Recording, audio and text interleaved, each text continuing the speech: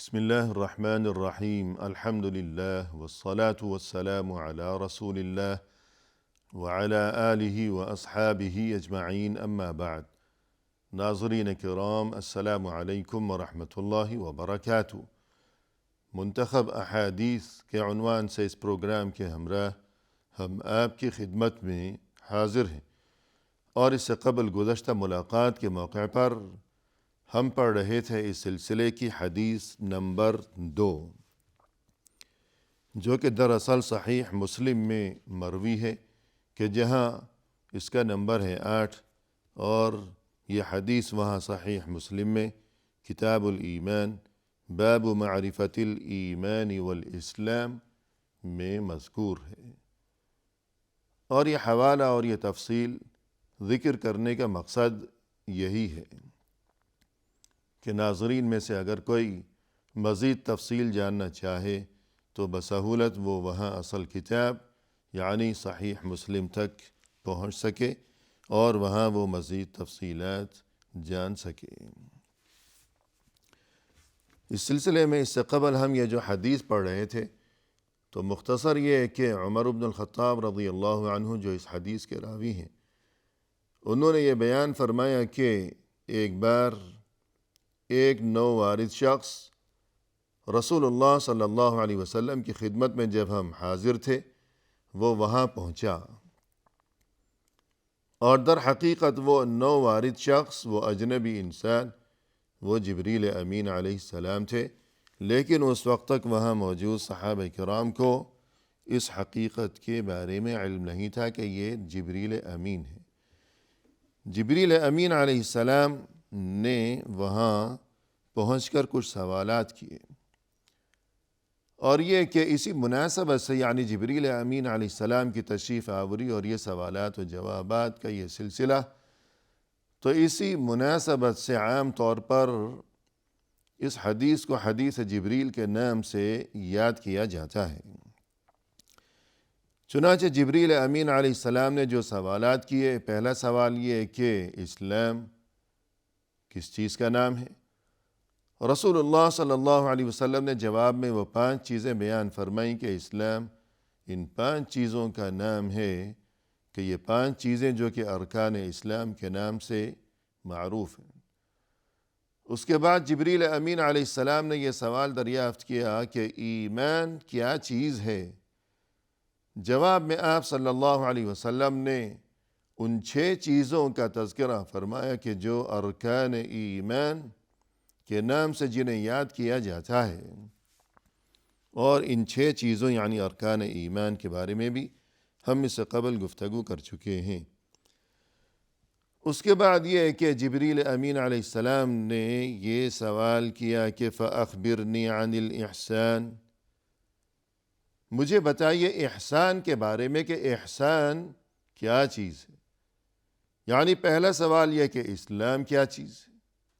جواب دیا جا چکا۔ دوسرا سوال یہ کہ ایمان کیا چیز ہے، اس سوال کا بھی جواب دیا جا چکا۔ اور اب تیسرا سوال یہ ہے کہ احسان کیا چیز ہے۔ جواب میں آپ صلی اللہ علیہ وسلم نے ارشاد فرمایا، فرمایا کہ ان تعبد اللہ کأنک تراہ فإن لم تکن تراہ فإنہ یراک۔ احسان یہ ہے کہ تم اللہ کی عبادت اس طرح انجام دو گویا کہ تم اپنے سامنے اپنی آنکھوں سے اللہ کو دیکھ رہے ہو، اور اگر تم اللہ کو اپنے سامنے اپنی آنکھوں سے نہیں دیکھ رہے تو کم از کم اس بات کو تو یاد رکھو کہ اللہ تمہیں دیکھ رہا ہے۔ گویا کہ یہاں یہ چیز بتانا اور سمجھانا مقصود ہے کہ انسان جب بھی اللہ کی عبادت کیا کرے، جب بھی کوئی عمل صالح انجام دیا کرے تو غفلت کا شکار نہ ہو، اور یہ کہ بے توجہی اور غفلت و کوتاہی اور بیزاری کی بجائے انسان یوں نماز پڑھا کرے، انسان یوں روزہ رکھا کرے، انسان یوں حج کیا کرے، ہر اچھا عمل انسان یوں انجام دیا کرے کہ گویا وہ اللہ کو اپنے سامنے دیکھ رہا ہے کہ جس طرح دنیا میں انسان کی ایک کیفیت ہوا کرتی ہے کہ کوئی بڑا آدمی ہے، کوئی وزیر ہے، کوئی امیر کبیر ہے، یا انسان جس دفتر میں ملازمت کیا کرتا ہے تو اس دفتر کا جو کوئی بھی سربراہ ہے، تو انسان جب اس کے سامنے حاضر ہوتا ہے تو کس طرح ادب سے اور توجہ کے ساتھ وہاں پیش ہوتا ہے، حاضری دیتا ہے اور ادھر ادھر نہیں دیکھتا، کوئی ایسی حرکت نہیں کرتا کہ جس سے بے ادبی ظاہر ہوتی ہو۔ تو دنیا میں جب یہ صورتحال ہے کہ کوئی معمولی سا انسان جو کہ دفتر میں اس کا سینئر ہے، یا اسی طرح سمجھ لیجئے کہ کوئی بادشاہ ہی کیوں نہ ہو، کہ بڑے سے بڑا بادشاہ دنیا میں کہ انسان اس کے سامنے حاضر ہوتا ہے تو ادب سے کھڑا ہوتا ہے، حالانکہ وہ بادشاہ کتنا ہی بڑا بادشاہ کیوں نہ ہو، آخر تو وہ بھی انسان ہے، بشر ہے، خاکی ہے، ایک دن وہ بھی خاک میں مل کر خاک ہو جائے گا، ایک دن اس کی بھی سانس اکھڑ جائے گی، جان نکل جائے گی، اور وہ خاکی انسان آخرکار پیوند خاک ہو جائے گا، خاک میں جا پہنچے گا۔ تو پھر وہ اللہ جو کہ بادشاہوں کا بادشاہ، جو احکم الحاکمین، کہ جس کے قبضے میں سبھی کی جان ہے، کہ جس کے قبضے میں یہ زمین و آسمان ہے، جس کے قبضے میں یہ تمام کائنات ہے، کہ بڑے سے بڑے بادشاہ کی جان بھی اسی کے قبضے میں ہے، بڑے سے بڑے امیر کبیر انسان کو بھی روزی دینے والا وہی ہے، اور غریب و مفلس اور محتاج و کنگال اور مزدور کی روزی بھی اسی اللہ نے اپنے ذمے لے رکھی ہے۔ الغرض مقصد یہ کہ دنیا میں جب کسی بڑے انسان کے سامنے کوئی پیش ہوتا ہے تو کس طرح ادب سے اور تمیز سے وہاں کھڑا رہتا ہے، اور کیا اس کی صورتحال ہوا کرتی ہے۔ تو پھر اللہ کے سامنے انسان جب پیش ہو کہ مثلا نماز کے موقع پر یا کوئی بھی اچھا عمل انجام دیتے ہوئے، تو انسان کو یہ تصور اپنے ذہن میں بیدار رکھنا چاہیے کہ اس وقت میں اللہ کے سامنے کھڑا ہوں، اس وقت میں اللہ کے سامنے حاضر ہوں، گویا کہ اس وقت اللہ میرے سامنے ہے اور میں اپنی آنکھوں سے اللہ کو دیکھ رہا ہوں۔ یوں ادب کے ساتھ اور یہ کہ تمیز کے ساتھ اور دل لگا کر انسان عبادت کیا کرے، نہ کہ غفلت و کوتاہی کے ساتھ۔ اور اگر ایسا نہیں کر سکتا کہ اللہ کو میں اپنے سامنے اپنی آنکھوں سے دیکھ رہا ہوں، تو کم از کم یہ حقیقت تو اپنی جگہ برقرار ہے، کم از کم اتنی بات تو یقینی ہے کہ ہم اللہ کو دیکھیں یا نہ دیکھیں، لیکن اللہ تو یقیناً ہمیں دیکھ رہا ہے، ہمیشہ دیکھ رہا ہے، ہر جگہ دیکھ رہا ہے، اور یہ کہ ہر عمل انجام دیتے وقت اللہ ہمیں دیکھ رہا ہے، اور کوئی دیکھے یا نہ دیکھے، اللہ تو ہمیں دیکھ رہا ہے،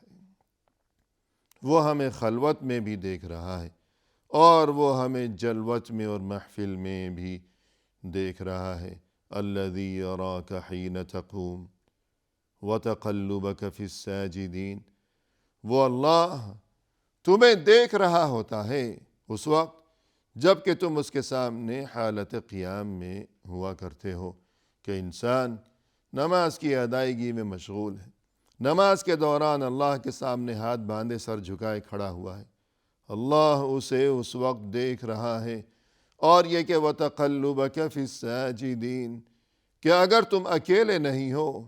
اکیلے کھڑے ہو کر نماز نہیں پڑھ رہے، اکیلے پڑھ رہے ہو، تب بھی اللہ تمہیں دیکھ رہا ہے، اور اللہ تمہیں اس وقت بھی دیکھ رہا ہے کہ جب تم اکیلے نہیں ہو، بلکہ بہت سے سجدہ کرنے والوں کے درمیان تم بھی وہاں موجود ہے، کہ تمہارا وہاں آنا جانا، تمہاری وہاں آمد و رفت، کہ بہت سے لوگوں کے ساتھ تم مسجد گئے ہو اور وہاں سبھی کے ساتھ جماعت شامل ہو کر تم کبھی رکوع اور کبھی سجود کی حالت میں ہو، اللہ تمہیں دیکھ رہا ہے، ہر ایک کو دیکھ رہا ہے۔ اتنے سینکڑوں ہزاروں سجدہ ریز اللہ کے سامنے، ان میں سے ہر ایک کو جدا جدا اللہ دیکھ رہا ہے، اس کی تسبیح کو سن رہا ہے، اس کی دعا اور فریاد کو سن رہا ہے، اس کے دل میں جو خیالات ہیں، اس کے دل کے اندر سجدے کی کیفیت میں اس کے دل کے اندر جو فریاد ہے، اور اس کا دل جس طرح رو رہا ہے، اس کے دل کی جو کیفیت ہے، اللہ ہر ایک کے دل کی کیفیت کو جانتا ہے، اس کی فریاد کو سنتا ہے۔ تو یہ معنی ہے احسان کے کہ جس طرح معاملات، یعنی ایک چیز ہے عبادات، یعنی انسان اور اللہ کے درمیان کے جو معاملات ہیں، جو تعلق ہے، اور دوسری چیز ہے معاملات، یعنی بندوں کے آپس میں جو معاملات ہیں،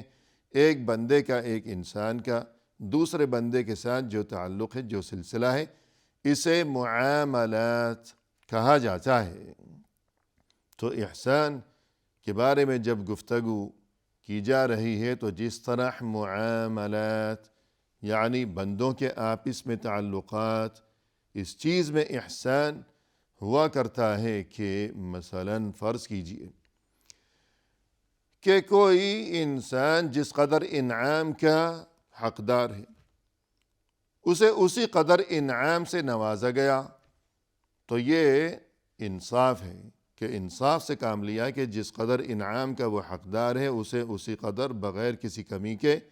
انعام دے دیا گیا، تو یہ انصاف ہو گیا۔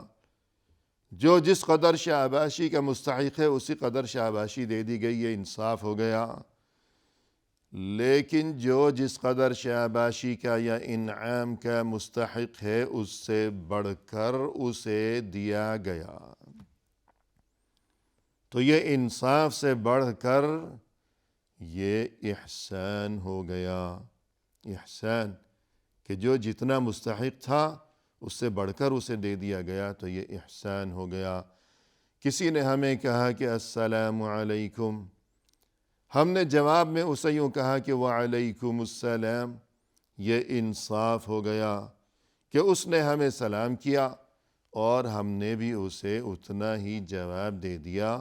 یہ انصاف ہو گیا۔ لیکن اگر کسی نے کہا کہ السلام علیکم اور جواب میں ہم نے یوں کہا کہ وعلیکم السلام ورحمۃ اللہ، یا اور بھی اضافہ کر دیا کہ وبرکاتہ، یہ احسان ہو گیا۔ یعنی نیکی کے جواب میں اس سے بڑھ کر نیکی کرنا، یا جو جس قدر نیکی کا یا بھلائی کا یا انعام کا مستحق ہے اس سے بڑھ کر اسے دینا، اس کے ساتھ بھلائی کرنا، تو یہ چیز ہے احسان۔ یعنی پہلی چیز انصاف، ان اللہ یأمر بالعدل والاحسان، اللہ حکم دیتا ہے عدل و انصاف کا، کہ ہمیشہ انصاف سے کام لیا جائے، عدل سے کام لیا جائے۔ لیکن اس سے بھی بڑھ کر یہ کہ انصاف سے بڑھ کر، عدل سے بڑھ کر ایک درجہ اگر تم احسان کو اپناؤ تو یہ تو بہت ہی اچھی بات ہو جائے گی، کہ نہ صرف یہ کہ عدل و انصاف، نہ صرف یہ کہ السلام علیکم کے جواب میں ہم نے یوں کہا کہ وعلیکم السلام، کہ عدل و انصاف ہو گیا، اس سے بھی بڑھ کر یہ کہ احسان کا راستہ اختیار کیا جائے کہ نیکی کا جواب اس سے بڑھ کر نیکی کی صورت میں دیا جائے۔ الغرض یہ بندوں کے آپس کے معاملات، یہ تعلقات، جس طرح ان میں ہمیں احسان کی تعلیم دی گئی ہے دین اسلام میں، تو اسی طرح اللہ کی عبادت کا جو معاملہ ہے کہ بندے اور اللہ کے درمیان کا جو تعلق ہے اور جو سلسلہ ہے، تو اس سلسلے میں بھی ہمیں چاہیے کہ یہ جو تاکید و تلقین کی گئی اور جو ترغیب دی گئی کہ احسان کا راستہ اختیار کیا جائے، کہ ایسی بات نہیں کہ صرف انسان اس فکر میں رہا کرے کہ بس کسی طرح یہ جو فرض ہے فرض ادا ہو جائے، گویا کہ ایک بوجھ ہے سر کے اوپر، کہ بوجھ اتار پھینکو، کہ بس نماز ہے، روزہ ہے، جو کچھ بھی ہے انسان سوچے کہ ایک فرض ادا کرنا ہے، بس کر دیا۔ فرض تو ادا ہو جائے گا، لیکن ہمیں یہ بات بھی تو یاد رکھنی چاہیے کہ رسول اللہ صلی اللہ علیہ وسلم نے وہ جو ارشاد فرمایا ہے کہ کتنے ہی ایسے نمازی ہیں کہ جن کی نماز بالشت بھر بھی ان کے سر سے اوپر نہیں اٹھ سکتی، کہ نماز پڑھی ہے، فرض تو ادا ہو گیا ہے، لیکن سر سے اوپر ایک بالشت بھی وہ نہیں اٹھ سکی ہے، اتنی سی بلندی بھی اسے نصیب نہیں ہو سکی ہے۔ حالانکہ ہونا تو یہ چاہیے کہ جو بھی عمل صالح ہے، جو بھی عبادت ہے، وہ نماز ہو، روزہ ہو، جو کچھ بھی ہو، تو جیسا کہ فرمایا کہ الیہ یصعد الکلم الطیب، الیہ یصعد الکلم الطیب والعمل الصالح یرفعہ، کہ جو اچھے کام ہیں اور یہ کہ جو پاکیزہ باتیں ہیں کہ اللہ کی تسبیح، سبحان اللہ، الحمدللہ، لا الہ الا اللہ وغیرہ وغیرہ، اور اسی طرح انسان کے یہ اچھے کام، یہ نماز، یہ روزہ، انہیں تو بلند ہونا چاہیے، اللہ کی بارگاہ میں پہنچنا چاہیے، انہیں شرف قبولیت نصیب ہونا چاہیے، نہ یہ کہ یہ کیفیت ہو کہ انسان یہ سوچے کہ بس فرض ادا ہو گیا، بس یہ کہ غفلت ہے، کوتاہی ہے، بیزاری ہے۔ تو رسول صلی اللہ علیہ وسلم کا یہ ارشاد کہ بالشت بھر بھی اس کی نماز سر سے اوپر بلند نہیں ہو پاتی۔ ایسے نمازی بھی ہیں، فرض تو ادا ہو گیا، اور جیسا کہ آپ صلی اللہ علیہ وسلم نے فرمایا کہ کتنے ہی ایسے روزے دار ہیں کہ جنہیں کچھ بھی نصیب نہیں ہوتا سوائے بھوک اور پیاس کے۔ الغرض انسان جب یہ نماز، روزہ